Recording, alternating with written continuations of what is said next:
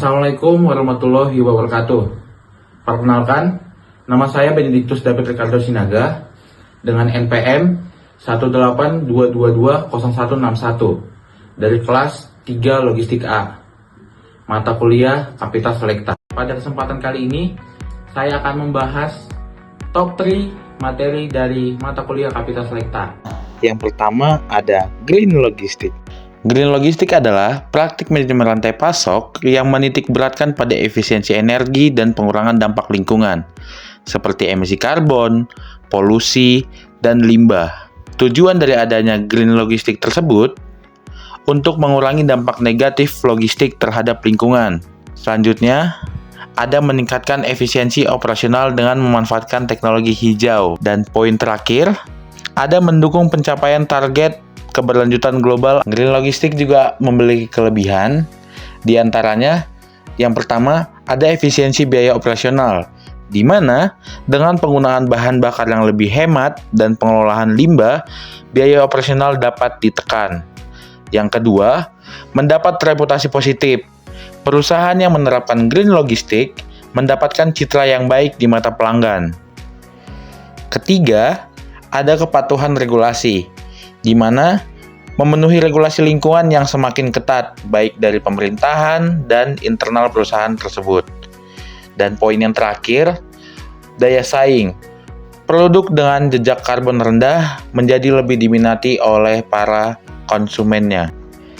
Di balik ada kelebihannya, pasti ada kekurangannya. Kekurangan dari pengadaptasian Green Logistik pada perusahaan itu, yang pertama ada biaya investasi tinggi, di mana implementasi awal seperti pembelian armada listrik membutuhkan dana yang sangat besar. Kedua, ada keterbatasan teknologi. Infrastruktur hijau atau Green Logistik ini belum merata di banyak wilayah. Dan poin terakhir, ada kompleksitas proses, di mana adaptasi proses logistik membutuhkan waktu dan pelatihan. Setelah kita membahas materi yang pertama, sangat menarik bukan belajar di mata kuliah Kapital Selekta ini? Selanjutnya kita akan masuk ke materi cold chain.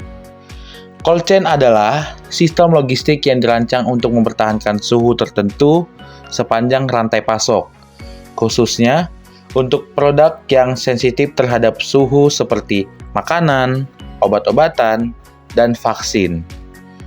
Tujuan dari pengadaptasian cold chain ini, yang pertama tuh agar menjamin kualitas dan keamanan produk selama distribusi. Yang kedua, meminimalkan kerusakan produk akibat perubahan suhu. Yang ketiga, ada memperluas jangkauan distribusi ke pasar internasional. Nah, selanjutnya lagi, kita akan membahas kembali tentang kelebihan dan kekurangan. Tadinya kita sudah membahas di Green Logistik, sekarang kita akan membahas di cold chain.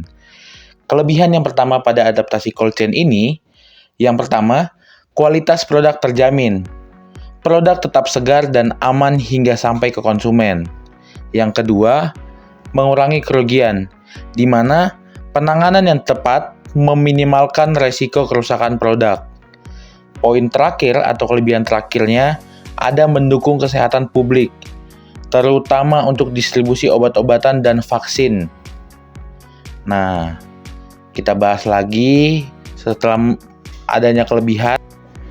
Yang pertama ada biaya operasional tinggi, di mana energi pendinginan dan perawatan perangkat yang tergolong mahal.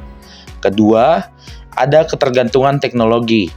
Jika sistem pendingin gagal, produk dapat rusak.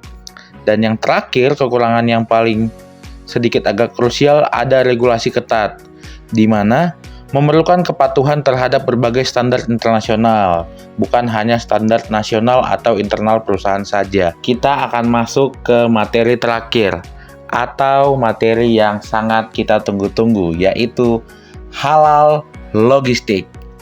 Halal logistik adalah pengelolaan rantai pasok yang memastikan integritas produk halal dari hulu hingga hilir, sesuai dengan prinsip syariah Islam.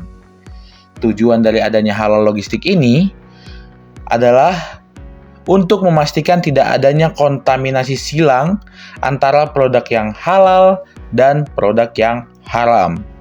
Kedua, untuk meningkatkan kepercayaan konsumen Muslim terhadap produk yang dikonsumsi mereka.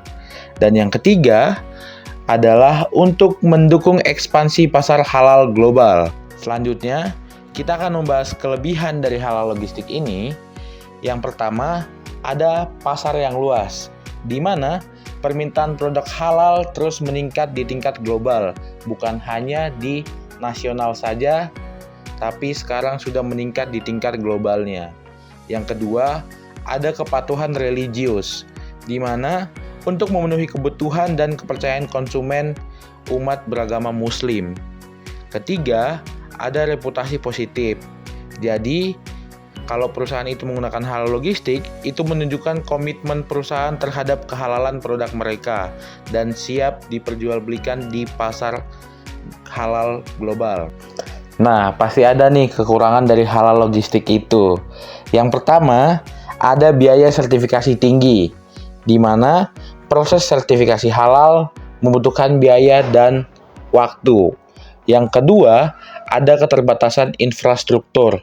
Tidak semua wilayah memiliki fasilitas logistik halal, baik internasional maupun nasional.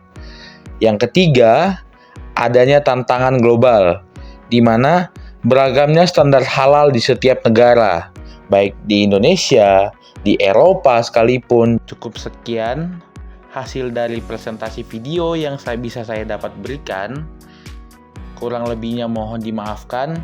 Assalamualaikum warahmatullahi wabarakatuh.